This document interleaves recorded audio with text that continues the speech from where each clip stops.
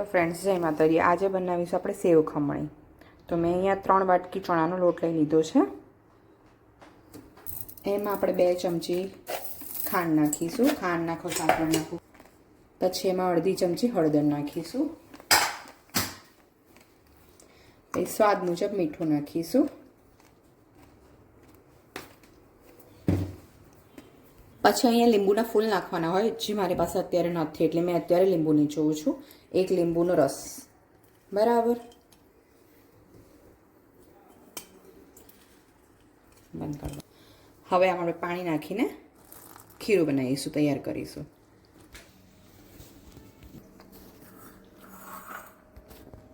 Okay, તમે જોઈ શકો છો આપણે બનાવી દીધું છે। હવે આને એકદમ પતલું અને હજુ 5 મિનિટ આપણે મિક્સ કરવાનું છે, જેથી આનો કલર એકદમ લાઇટ થઈ જશે।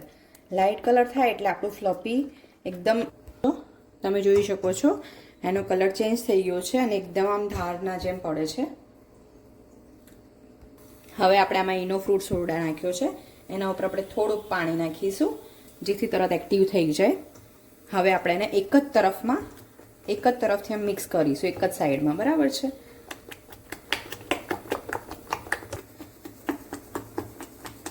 એક સાઈડ કરીને અને તમારે આ રીતે મિક્સ કરી દેવાનું। મિક્સ કરીને પછી આપણે એને આ ટ્રે છે એમાં મેં તેલ લગાવીને તૈયાર કરી છે નીચે। હવે આ ટ્રેમાં આપણે પાથરી દઈશું અને પાથર દેવું હોય તો ફરીથી એકવાર આમ મિક્સ કરી દેવાનું, એટલે નીચે એનું થોડું ઘણું રહી ગયું હોય એટલે એકદમ મસ્ત થઈ ગયું છે। હવે આપણે એને આમાં ટ્રાન્સફર કરી લઈશું। આમાં ટ્રાન્સફર થઈ જાય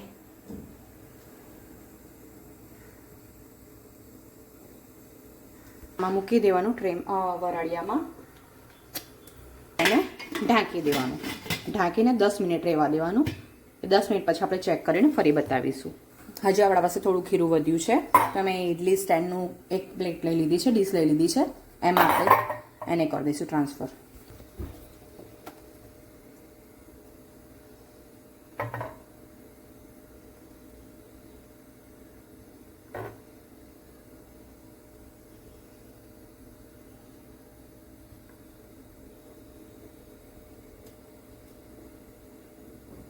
તમારા ઢોકળા કમ્પ્લીટ તૈયાર છે।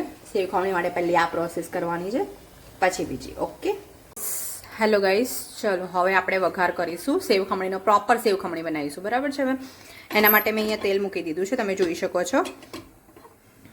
મોટી 2 ચમચી જે તેલ માટે હોય છે ને ડોયા, એ 2 ડોયા બીડ્યા છે। હવે એમાં આપણે રાઈ થોડી વધારે હશે તો ટેસ્ટ મસ્ત લાગશે। રાઈ તતડી જાય, તેલ ગરમ થઈ જાય પછી આપણે એમાં આગળ પ્રોસેસ કરીશું।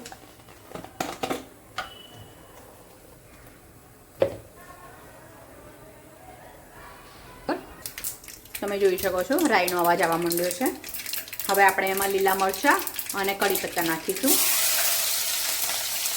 આ નાખ્યા પછી થોડું દૂર જતું રહેવાનું, કારણ કે મરચાંના અંદરના બીજ હોય એ ઉડી શકે છે।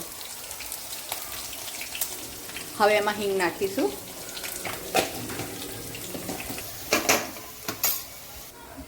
હવે આપણે આજે ચણાના લોટનો બનાવ્યો, ઢોકળા બનાવ્યા હતા, એને હવે આપણે ભૂક્કા કરી દઈશું। તમે જોઈ શકો છો કેટલો મસ્ત બની ગયો છે।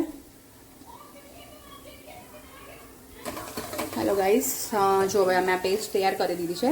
તેલમાં મેં થોડું લસણ બી નાખ્યું છે। હવે આ થઈ ગયું છે। હવે આપણે એમાં પાણી રેડવાનું છે, અડધો ગ્લાસ પાણી રેડવાનું છે। હવે પાણી થોડું ઉકળી જાય ને પછી આપણે આગળ પ્રોસેસ કરીશું। હવે પાણી ઉકળી ગયું છે। હવે આપણે એમાં 2 ચમચી ખાંડ નાખીશું। હવે એને મિક્સ કરી દેવાનું, ખાંડ ઓગળી જાય ત્યાં સુધી ઉકાળવાનું। હવે આપણે એમાં કાજુ અને દ્રાક્ષ નાખી દઈશું।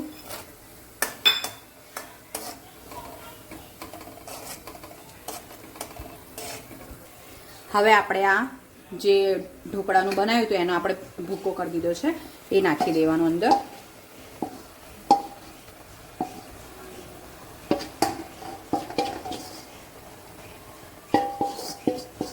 હવે એને મિક્સ કરી દેવાનું છે આપણે। અને ગેસ બંધ કરી દેવાનો.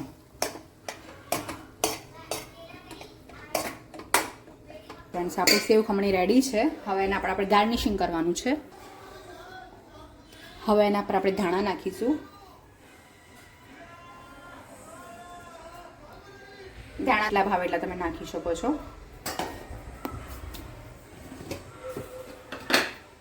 પછી દાડમ નાખીશું. દાડમ થોડી વધારે હશે તો બહુ મજા આવશે ખાવામાં.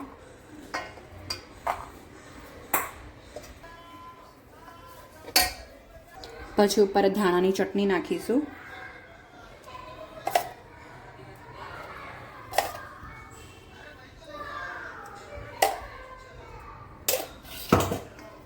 હવે બધું મિક્સ કરી દેવાનું.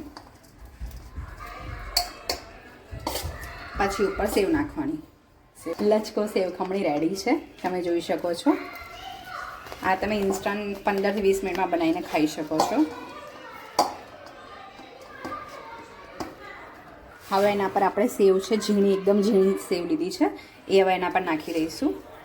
તમને જે રીતે ભાવે એ રીતે સેવ તમે નાખી શકો છો. હવે સેવ નાખીને મિક્સ કરી દેવાની. હું બધું મિક્સ કરીને જ મારા બાળકોને પીરસું છું. નહીં તો અલગ અલગ એ લોકો ખાતા નથી. એટલે બધું મિક્સ કરી દો એટલે એમને બહુ વધારે પડતી આમ ના પ્રોબ્લેમ ના થાય. જોઈ શકો છો તમે.